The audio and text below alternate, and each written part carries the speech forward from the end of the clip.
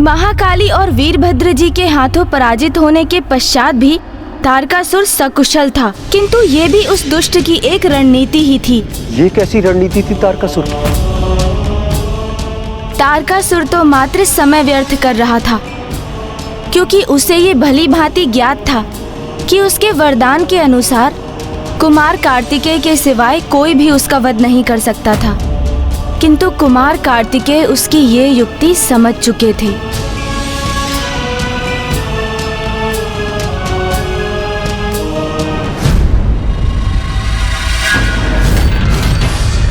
तुम तब तक कुशल हो जब तक तुम मेरे अतिरिक्त अन्य सभी से युद्ध करते रहोगे तारकासुर, और तुम्हारी ये चाल मैं समझ चुका हूं। किंतु अब इससे और अधिक लाभ नहीं होने वाला है तुम्हें, क्योंकि अब तुम मेरे साथ इस युद्ध को और अधिक नहीं टाल सकोगे। क्या तुम में से कोई ऐसा योद्धा नहीं जो मुझसे युद्ध कर सके?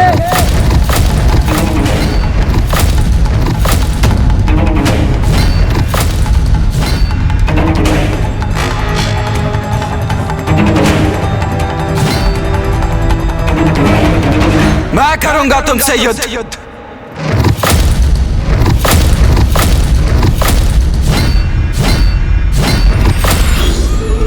नहीं नहीं नहीं, कुमार कार्तिकेय, कदापि नहीं। मैंने कहा ना, एक बालक से युद्ध करना ये तो मेरे भी धर्म के विरुद्ध है। कदापि नहीं। मुझे बालक पुकार रहे हो ना तुम? तो एक बालक की इच्छा पूर्ति के लिए क्रीड़ा मानकर ही मुझसे युद्ध क्यों नहीं कर लेते तुम? युद्ध बालकों की क्रीड़ा नहीं कुमार कार्तिकेय। अरे कहीं भूलवश मैंने तुम्हारा वध कर दिया तो बाल हत्या का पाप लगेगा मुझे। ना ना ना ना ना ना, ऐसा भूल नहीं करना मुझे ना। अच्छा, अभी कल ही तो तुमने मुझे चुनौती दी थी, मुझसे मेरा आत्मदाह करवाना चाहते थे ना तुम, और आज मेरा वध तुम्हारे लिए पाप हो गया। और वैसे भी तुम असुर पाप और पुण्य की चिंता कब से करने लग गए? उचित कहा तारकासुर, युद्ध क्रीड़ा नहीं होती है, किंतु समय व्यर्थ करके क्रीड़ा ही तो कर रहे हो तुम। क्या कहा था तुमने कि मेरे अतिरिक्त किसी भी योद्धा से युद्ध करने के लिए सज्ज हो ना तुम? तो सुनो, आज यहां उपस्थित समस्त योद्धाओं की उपस्थिति में मैं देव सेनापति महादेव पुत्र कुमार कार्तिकेय तुम्हें युद्ध की चुनौती देता हूं।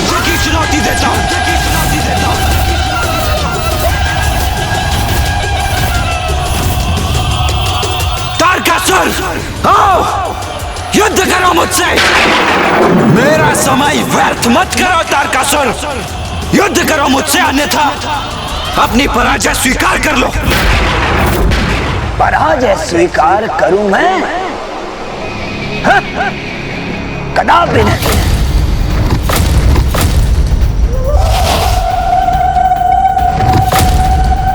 युद्ध चाहते हो ना तुम?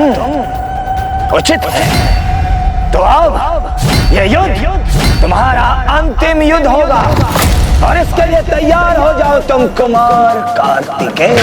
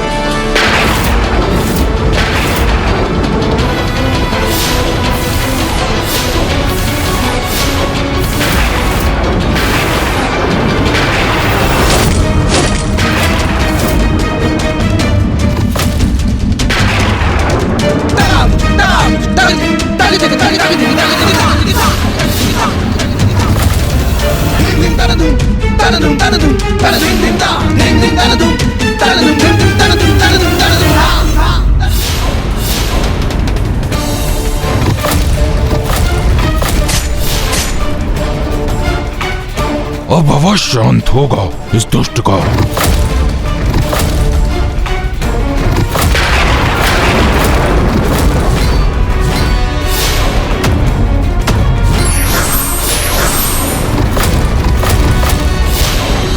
तारकासुर को प्राप्त वरदान के कारण वो वीरभद्र जी और देवी महाकाली के आहत करने पर भी पुनः कुशल हो रहा था, किंतु ये बाण उसके काल का बाण है, कुमार कार्तिकेय का बाण है। इसके आघात के पश्चात तारकासुर इसके प्रहार से मुक्त नहीं हो पाएगा।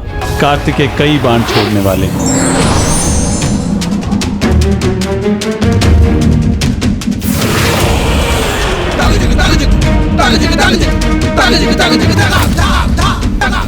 नहीं नहीं, मुझे आहत नहीं होना, मुझे अपनी रक्षा करनी चाहिए, यही उचित रहेगा।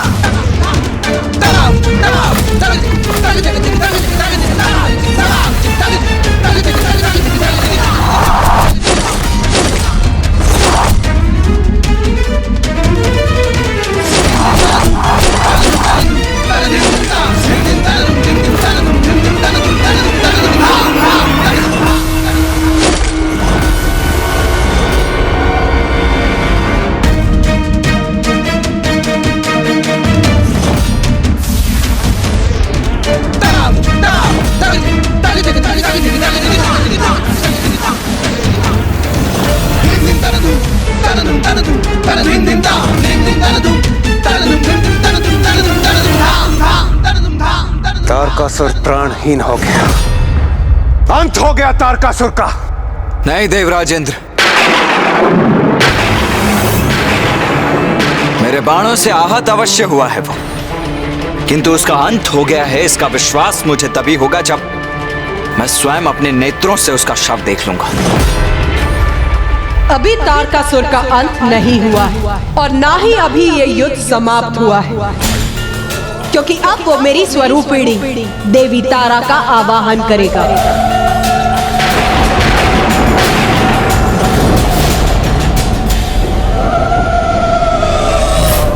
हाँ कुमार कार्तिकेय, वो अवश्य ऐसा करेगा। जहां तक मुझे ज्ञात है, तारकासुर जिस खाई में आहत होकर गिरा है, वहां माता तारा के विशेष मंदिर में माता की अति विशेष निषिद्ध पूजा होती है, जिसे यदि तारकासुर संपन्न कर सका तो उसे ऐसी अंधकारी शक्तियां प्राप्त होंगी जो उसे अत्यंत बलशाली एवं भयंकर तृत्य में परिवर्तित कर देगी। इस अत्यंत विकट निषिद्ध पूजा के परिणाम भी अत्यंत भीषण होते हैं। तारकासुर अगर इस पूजा को पूर्ण करने में सफल हुआ तो वो अवश्य देवी तारा से ऐसा वरदान प्राप्त करेगा जो सभी के लिए संकटमय होगा।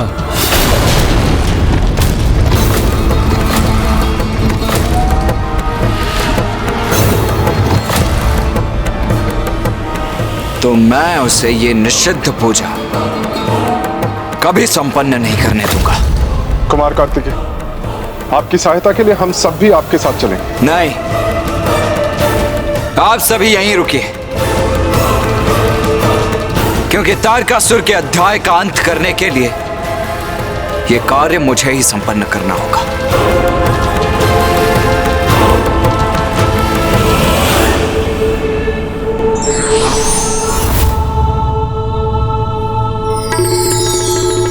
कुमार कार्तिकेय, आप सावधानी से वहां जाइएगा, क्योंकि तारकासुर ने उस खाई में अनेकों जाल बिछा रखे हैं।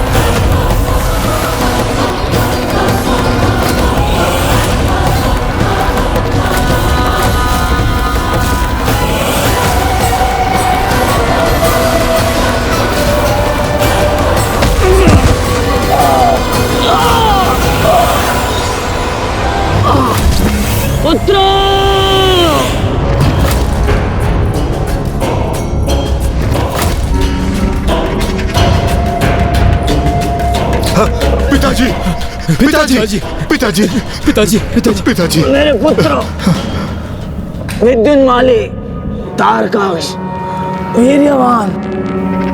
पिताजी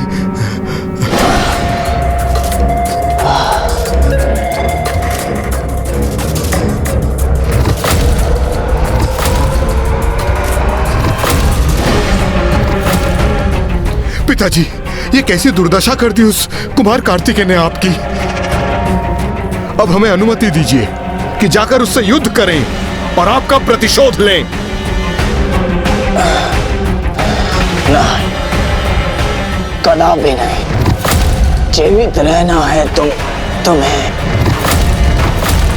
एक अत्यंत महत्वपूर्ण उत्तरदायित्व निभाना है।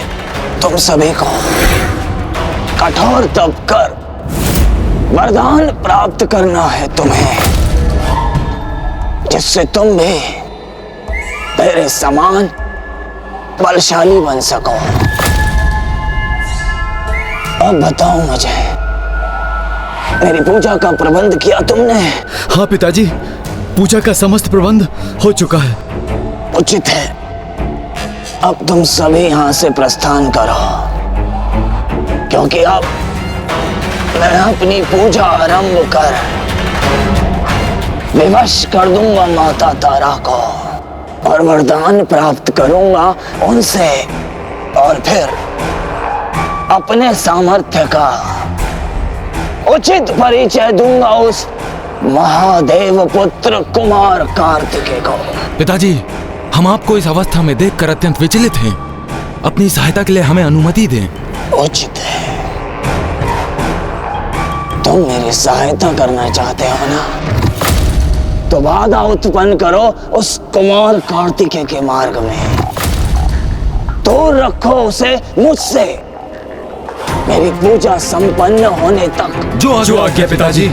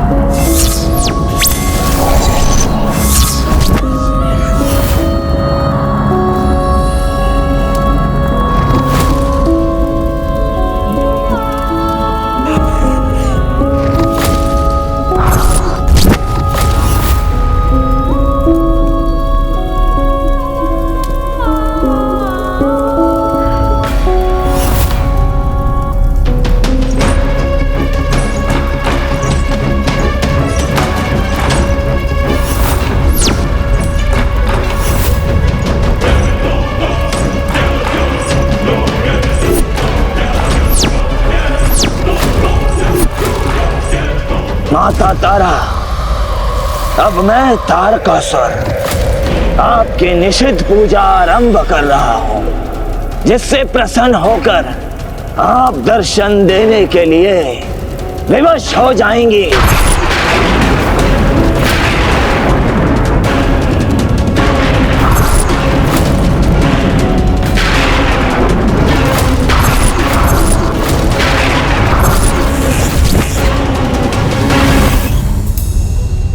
एक और तो पुत्र कार्तिकेय समय रहते तारकासुर की पूजा रोकने के लिए तत्पर है, तो वहीं दूसरी ओर तारकासुर अवैदिक वाम मंत्रों के प्रयोग से मेरी स्वरूपिणी देवी तारा का आवाहन करने के लिए आतुर है। एक पुत्र सन्मार्ग पर तो दूसरा कुमार्ग पर। हाँ नाथ, क्योंकि वाम पूजा के विधान के अनुसार इस पूजा के माध्यम से भक्त ईश्वर को विवश कर उनसे वरदान प्राप्त करता है, किंतु उसे इसका ध्यान नहीं रहता कि ईश्वर की अनिच्छा से जो भी होगा उसका परिणाम कभी सुखद नहीं होगा। किंतु मैं जगत जननी हूं, अच्छा हो अथवा बुरा, तारकासुर भी मेरा ही पुत्र है, और यदि उसका आवाहन चरम पर पहुंचा तो तो देवी तारा उसे दर्शन प्रदान करेगी।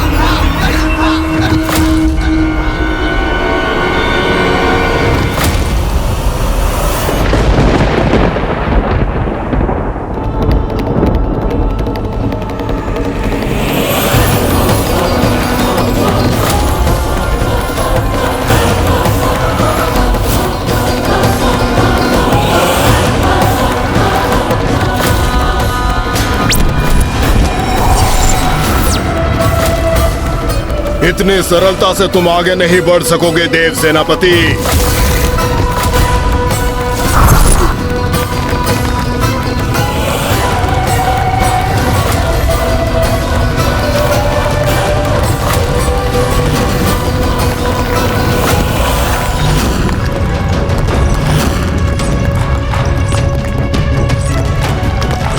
ये क्या हो रहा है? मेरे चारों ओर भूमि स्वतः ही कंपन कैसे कर रही है?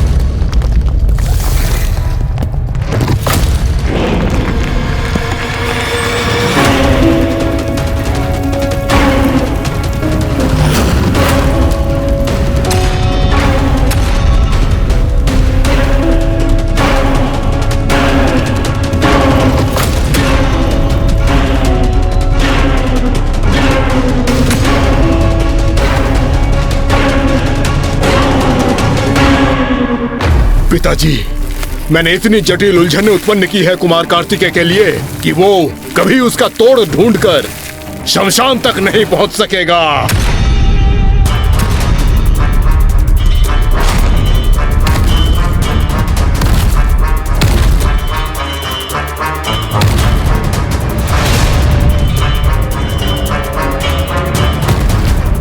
मुझे इस भटकाव को शीघ्र ही पार करना होगा, अन्यथा तारकासुर अपनी पूजा पूर्ण कर देगा।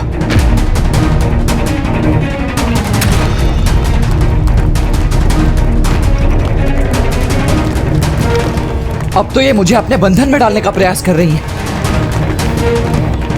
किंतु मैं इनके बंधन में उलझूंगा नहीं।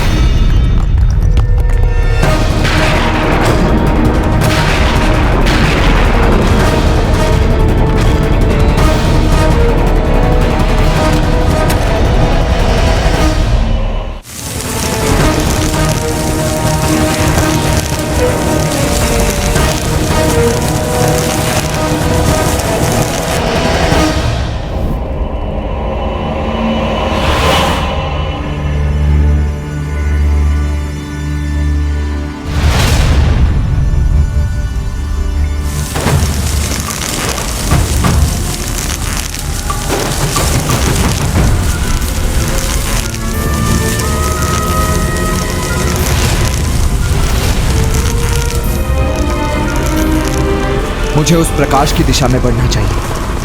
कदाचित यही द्वार है यहां से निकलने का।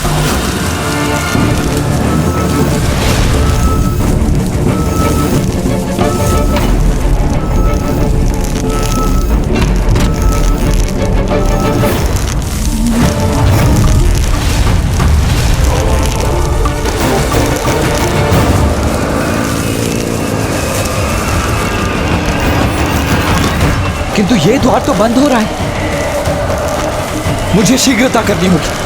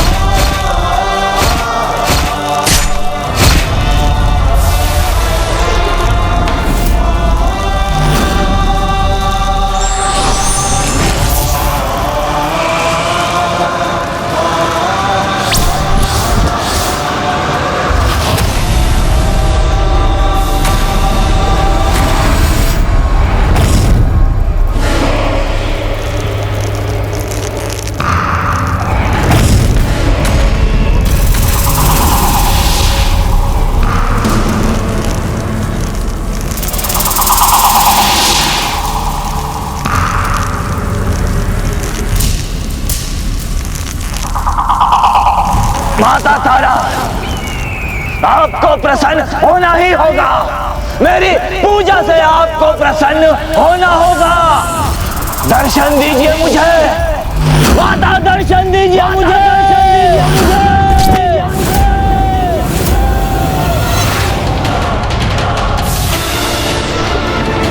अरे ये क्या?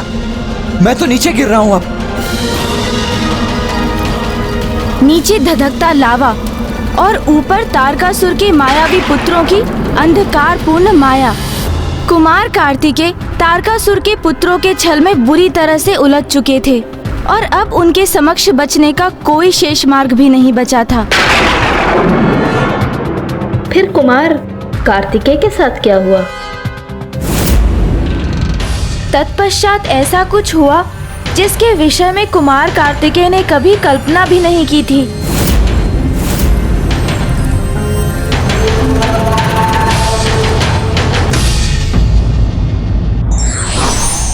एक पाप कई पाप का कारण बनता है, इसलिए धर्म के मार्ग पर चलना ही सदैव उचित होता है।